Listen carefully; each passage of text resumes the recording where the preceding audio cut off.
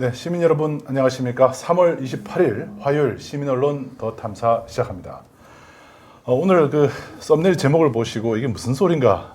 왜 영부인 연임이 무슨 소린가? 뭐 싶으실 것 같은데요.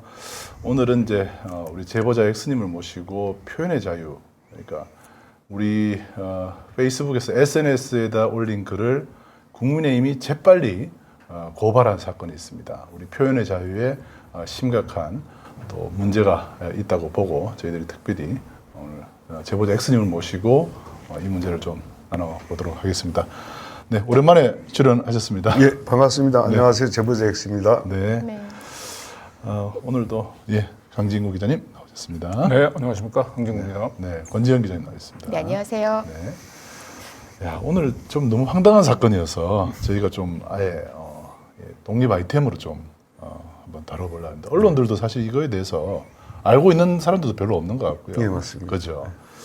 사실 그 미 국무부 인권 보고서에서도 대한민국의 이 표현의 자유 문제가 아주 심각하다는 얘기를 전한 바가 있는데 시민들이 이 SNS 공간에서 나누는 어떤 이야기들이나 풍자나 이런 얘기들을 지금 입단속을 하려는 시도가 충분히 이제 저희가 보이기 때문에 이게 참 10년 만에 다시 또 이런 일이 또 닥치고 있는 것 같아요. 지금 뭐 구속 기소 지난번에 됐던 건도 제보만 했는데 MBC에서 보도하지 않은 건을 뭐 조선일보가 보도하면서 그걸로 이제 명예훼손으로 그렇죠, 의도적으로 네, 구속까지 시키고 지금 이 건은 다른 것도 아니고 그냥 SNS에 올렸던 거예요.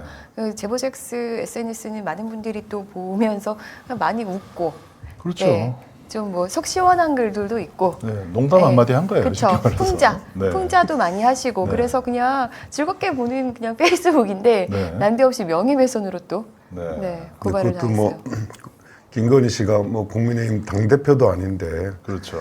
국민의힘이 직접 나서서 이렇게 고발을 해주셔서 아무튼 감사합니다. 네. 건의의 힘. 네. 명신의 힘. 아니 근데 국힘당에서 뭐 고발한 것도 고발한 건데 고발한 게 작년 보니까 4월 달이던데. 네, 맞습니다. 1년 동안 그 왜 경찰이 묵혀뒀던 수사를 지금 이 시점에 꺼내 드는지도 사실은 좀. 경찰 논리는 이렇더라고요. 4월 8일 날 고발을 했는데 자기가 이호와의 실존 인물이 누군지 몰랐다라고 얘기를 해요. 근데 그게 너무 그건 어처구니 없는 거짓말인 게 고발 사주 사건 때 손준성 보냄으로 해서 제 페이스북 캡처 사진이 이호와라고 70여 건이 전송되잖아요. 그게 국민의힘한테도 넘어간다고요. 그런데도 국민의힘이 이호화가 제보자 X인지 특정하지 못했다라고 해서 1년 동안 가지고 있다가 지금에서야 조사하는 건 웃을 일이죠. 뭐. 네. 자, 오늘 이제 본론을 들어가기 전에 시민 여러분들이 또 관심 있어하는 몇 가지 뉴스들을 먼저 좀 소개를 좀 드리겠습니다. 오늘 저희가 이제 예고한 대로 전두환 손자 전우원 씨가 오늘 입국하자마자 결국 체포가 됐군요. 네. 네, 뭐 전우원 씨는 왜 이런 이 할아버지의 문제를 폭로하게 됐느냐라는 기자의 질문에 죄인이다 이렇게 얘기를 하는 게 굉장히 울림이 컸던 것 같아요. 특히 이제 수사받고 5.18 희생자들에게 사과하겠다 이런 얘기들은 참 이 전두환이 살아생전에 했어야 될 말들인데 그러니까요. 결국 손자가 이렇게 손자로부터 우리가 듣게 되는군요. 네, 일단 뭐 그 마약 복용 혐의로 그 마포 경찰서로 일단 바로 체포돼서 압송이 됐는데 아직까지 뭐 풀려났다는 얘기는 없네요. 본인이 뭐 자수를 이미 다 범죄나 이런 마약이나 이런 부분에 다 얘기를 한 건데 경찰이 뭐 그때 공항에서 한번 또 우리 엑스님도 한번 연행이 되신 적이 있는데 뭐 좀 과잉 대응인 것 같다는 생각이 그러니까요. 들어요. 그냥 뭐 소환 일정 잡고 조사하면 될 텐데. 그 본인이 자기 발로 사실은 이제 그 귀국을 한 거잖아요. 오히려 체포를 각오하고 그러면 오히려 도주미 증거인멸 우려는 없는 거고 본인이 스스로 또 수사를 받겠다. 예, 아니 마약 복용 혐의를 인정을 했기 인정도 때문에 하고 증거인멸 우려도 없는 것이고. 아, 이거 지금 비자금 수사 열심히 하라고 지금 폭로까지 했는데 그건 안 하고 지금 공익제보자를. 네. 예. 그리고 이제 이마 유산 잡아갔어요. 사건에서는 뭐 영화 배우 유아인이라든지 아니면 얼마 전에 남경필 지사의 남경필 아들. 아들 같은 경우도 사실은 다 불구속. 영장이, 네. 영장이 기각 때문에 불구속으로 수사했잖아요. 불구속이죠. 네. 그래서 순수하게 그 이 전두환 비자금이 미치는 어쨌든 정치적인 파장들을 고려함이 없이 순수하게 이제 마약 범죄만으로 그 전우원 씨를 수사해야 된다고 얘기한다면 사실은 구속 이게 상당성은 사실은 인정될 여지는 별로 크게 없어 네. 보입니다. 사실은 저희가 이제 전우원 씨를 공항에서 만나서 사실은 뭐 저희가 어디 갈 데도 없을 테니까 저희가 따로 그 좀 거처를 좀 마련해 줄까 이런 생각도 좀 했었어요. 그래서 새벽에 우리 저 김시몬 기자가 현장을 갔습니다. 네.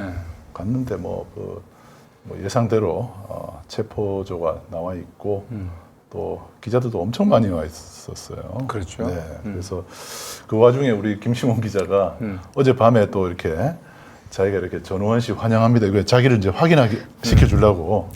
사실은 이게 비하인드가 있더라고요. 비하인드 좀 있어요. 작게 쓰니까 허지원 기자가 옆에서 네. 그렇게 작게 하면 보이겠냐? 크게 하라고. 크게. 그렇죠. 크게 해가지고 네. 전우원 씨를 만나서 이제 인터뷰도 하고 우리 덧담사에서 왔다 인터뷰도 하고 이제 전우원 씨와 같이 뭐 광주를 한번 같이 갈까 이런 생각도 했었는데 경찰이 또 그걸 어떻게 냄새를 맡고 얼른 또 데려가 버렸습니다. 저 전우원 씨 환영합니다라고 하는 그 플래카드를 보고 일단 전우원 씨가 압송돼 가는 과정에서도 고개를 숙이고 있다가 이렇게 고개를 들면서 저 플래카드를 봤던 모양이에요. 인사를 하더라고요. 그래서 이제 인사를 했다고 하고요. 네. 그리고 일단 우리 그 김시몬 기자가 그 포토라인이 이제 설정되어 있는데 뭐 등록된 기자 사실 뭐 이걸 굳이 이게 그 허가받은 제한된 고용례가 아니고 다 이게 퍼블릭 오픈된 곳인데도 그래서 어쨌든 기자단이 아니라고 하는 이유로 해서 뭐 그 우리가 포토라인에서는 배제가 돼서 제대로 질문을 물어보지 못했는데 그렇군요. 그 마지막에 그 제가 이제 주문했었던 질문이 하나 있어요. 네, 고모보살. 네, 그 전두환 비자금을 관리했던 고모보살이라고 하는 존재에 대해서 물어보라고 해서 물어봤는데 그 앞서서 그 다른 기자가 엉뚱한 질문을 하는 바람에 맞아요. 아니 5.18 계엄사령관이 이희성이라고 하는 거를 전우환 씨한테 왜 물어봐요 그걸? 네. 그 질문 도대체 뭐 하러 모르죠. 물어보는지 모르겠어. 네. 그거 당연히 전우환 씨는 잘 모르죠 그걸. 네. 그걸 왜 전우환 씨한테 그러니까요. 그걸 전우환 씨한테 확인받을 이유가 뭐가 있어 계엄사령관이 이희성이라고 하는 얘기를. 죄송합니다. 그러니까 갑자기 난데없이 느닷없는 그 뜬금없는 질문 나오니까 이게 뭐지 하면서 이렇게 그냥 가버린 거죠. 네. 그러다가 이제 그 뒤에 시몬 기자가 우리 시몬 기자가 고모보살 물어봤죠. 아냐고 물어보니까 그냥 지나가더라고요. 그냥 지나갔죠. 좀 안타까운 순간이었어요. 네. 뭐 이제 뭐 제가 볼 때 오래 있을 것 같지는 않고 금방 나올 것 같으니까 조만간에 저희 강진구 기자님과 함께 인터뷰할 수 있는 시간을 좀 마련해 보도록 하겠습니다. 자, 그리고 오늘 뉴스타파가 또 중요한 보도를 했어요. 그 곽상도가 수사 막아줬다라는 그 진술이 이미 그 검찰이 이미 확보를 하고 있었네요. 네. 그렇죠. 2015년도에 그 정영학 씨가 이제 그 수원지검에서 그 수사를 받을 때 네. 그 휴대폰을 압수를 당했는데 그 휴대폰 안에 중요한 검사들이 그 사건을 이제 그 봐주기 수사했다라고 하는 거. 그리고 검사들의 실명까지 거론이 된 부분들이 확인이 돼 있죠. 네. 참 이런 부분들이 계속 드러나는데도 검찰은 곽상도에게 면죄부를 줬죠. 50억 클럽. 그리고 김만배 씨가 이제 그 정영학 그 휴대폰에 남아 있는 검사들의 실명이 거론된 그 이 봐주기 수사와 관련해서 2021년도에 검찰에서 12차례 조사를 받을 때 유일하게 혐의를 인정한 게 이 부분이었다고 하더라고요. 네. 그러니까 이제 다 그 뭐 50억 클럽이니 뭐 이런 부분들도 다 자기가 지어낸 얘기라고 얘기를 했지만 유일하게 2015년도에 내가 남욱과 관련된 수사를 곽상도를 통해서 이 사건 수사를 잘했고 그래서 남욱하고 정영학한테 곽상도한테 인사를 하라고 얘기를 했다라고 하는 사실은 김만배가 유일하게 혐의를 인정을 했어요. 네. 근데 김만배가 그 돌이켜 보면은 왜 그걸 인정을 했냐 생각해 보면 검사들이 제일 두려워하는 게 뭐겠습니까? 검사들이 가장 지대한 건 이재명 이름이겠지만 가장 두려운 건 현직 검사들의 이름이 거론이 되는 거죠. 그러니까 당신은 이러이러한 검사들 김만배가 이름을 거론하면서 이런 사람들이 그냥 사건 봐줬어라고 얘기를 했는데 결국 검찰이 그 부분들을 알고 그리고 사실은 이제 곽상도 50억 부분들이 결국은 1심에서 무죄가 됐던 이유는 정확하게 대가 관계가 나오지 않아서 무죄가 된 거잖아요. 네. 그게 인정이 안 돼서 뭐 그것 자체로도 사실 상식적으로 납득은 되지는 않지만 이렇게 명백하게 김만배 스스로를 인정하고 정영학의 녹취 파일에도 있잖아요. 네. 결국 김만배가 위례지구 사업과 관련한 수사를 무마해줬다. 곽상도에 그런 내용들이 당연히 있는데. 각상도가 힘을 써줘서 무혐의 종결. 그럼 뭐 딱 그 50억 그 대가 관계가 나오잖아요. 그리고 제가 기억하기로 정영학 녹취록에도 이와 관련된 내용이 있어요. 김만배가 이제 그 대장동 일당들이 모여가지고 그 각자 이제 그 받은 배당 이익에서 지출해야 될 공통 비용들 공통비용이 있었죠. 이런 것들을 계산을 하면서 뭐라고 얘기하냐면 곽상도 것도 그 남욱을 가리키면서 그 새끼가 내야 되고 이런 맞아요. 표현이 있단 말이에요. 맞아요. 곽상도도 그 새끼가 내야 되고라고 하는 얘기는 결국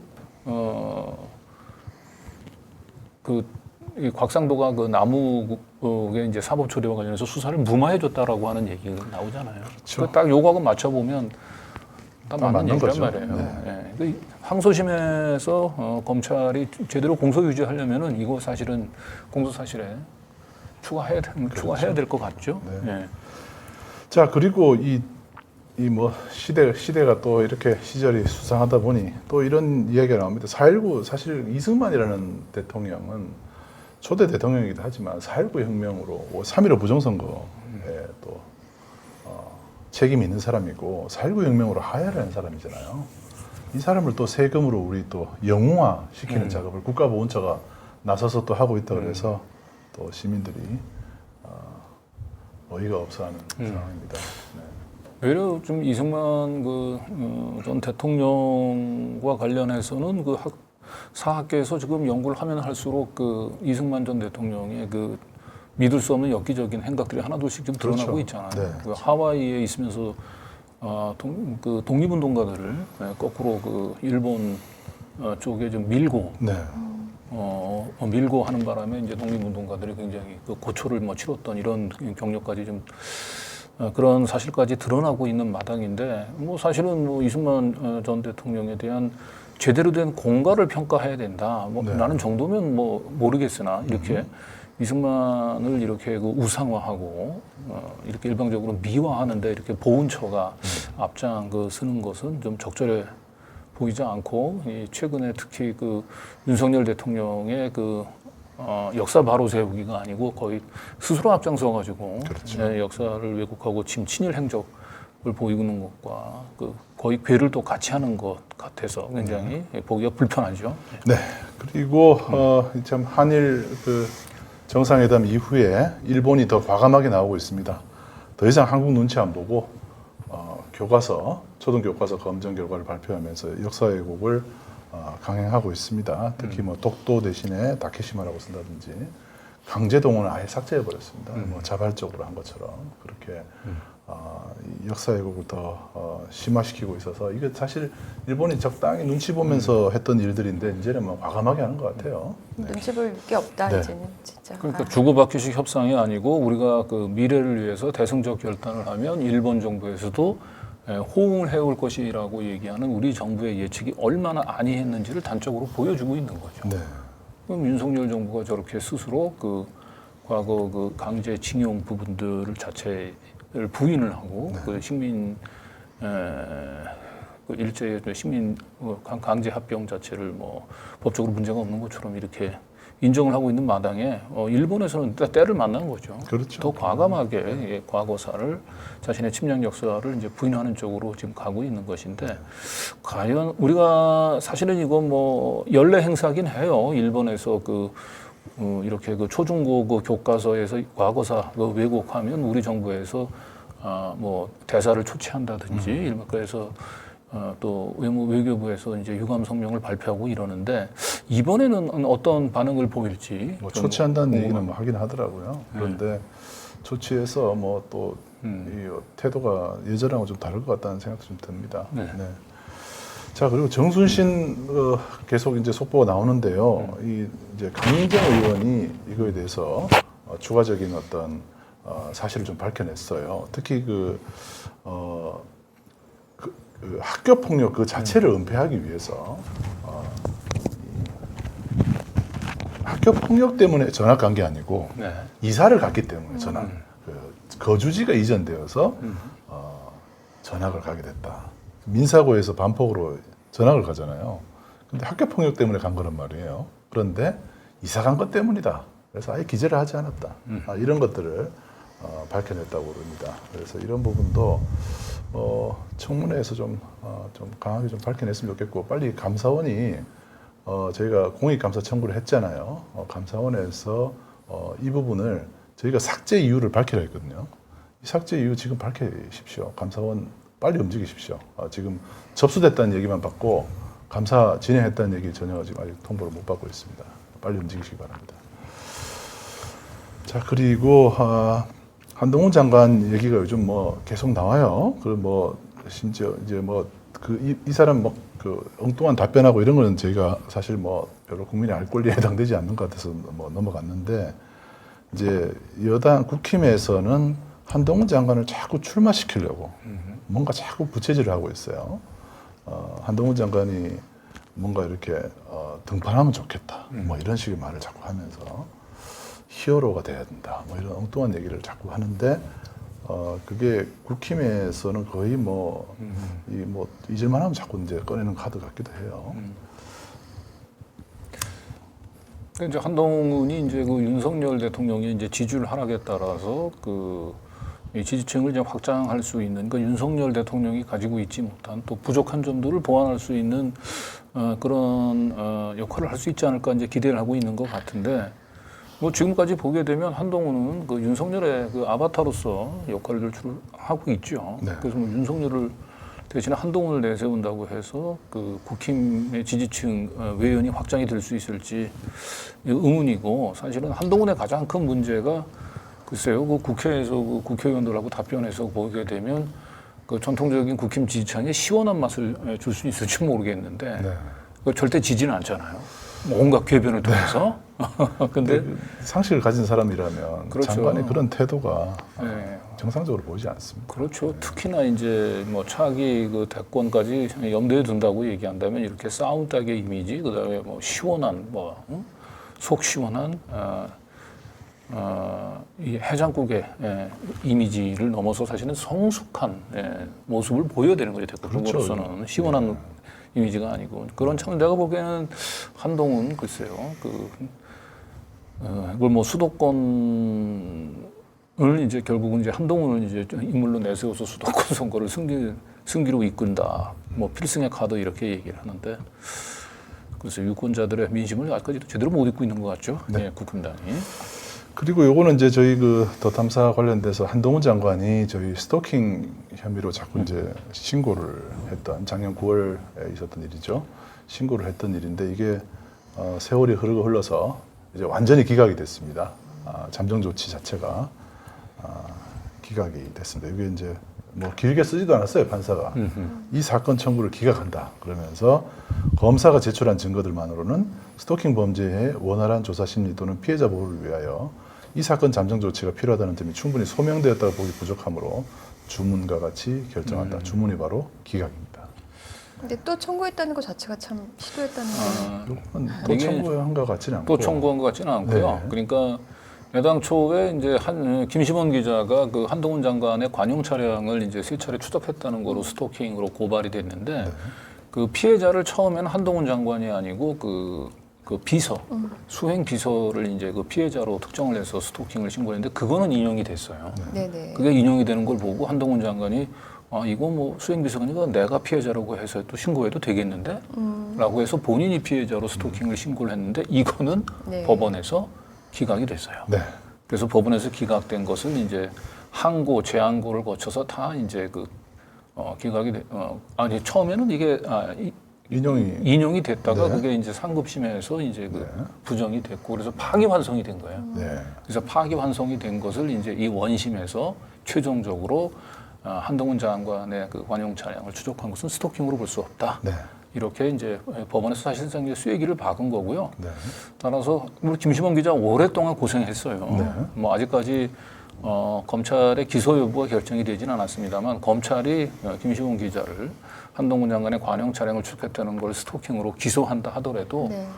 이미 법원에서 이미 잠정조치부 결정해서 너무 명백히 판단하고 있잖아요. 네. 잠정조치도 허용하지 않을 정도인데 이걸 형사적으로 처벌하라고 하는 이게 인용이 될 리가 없죠. 그렇죠. 그래서 사실은 이쯤 되면은 이제 김시범 기자에 대해서는 스토킹으로 기소하는 걸 포기하고 무혐의 결정을 빨리 내려줘야 되는데 지금 무려 이것은 한동훈 장관님께서 고발하신 사건이잖아요. 네.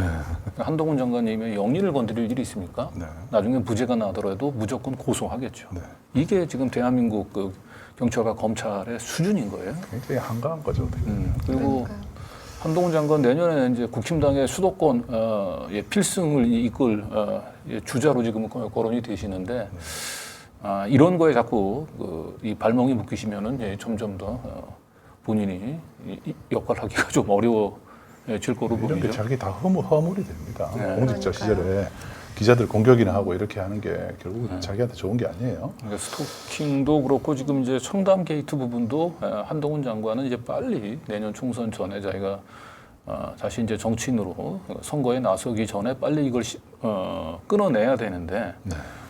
본인 스스로 이걸 끊어낼 수 있는 방법이 있음에도 불구하고 계속 이것을 경찰과 법원에 미루고 있어요. 그렇죠. 그냥 그날 자기가 뭘 했는지 알리바이만 제시하면 되는데 그러다 보니까 이게 사건이 점점 장기화되고 있는 거고요. 지금 내일도 김준수 기자 조사받으러 가고 네. 네. 금요일 날 저 예정돼 있고.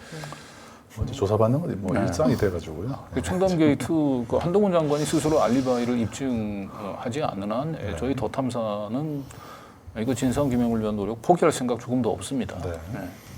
뭐 김준수 기자 같은 경우는 사실 청담 게이트 관련해서 이제 취재를 했던 기자는 아니에요. 네. 그러다 보니까 좀 사실 좀 본인 입장에서는 좀 수사받을 이유가 없는 그런 상황이긴 한데 더 탐사를 어떤 기자 전부를 다 지금 네. 조사를 해가지고 아예 그냥 괴롭히고 취재를 방해하려는 목적인 것밖에 그렇게밖에 의심이 안 됩니다.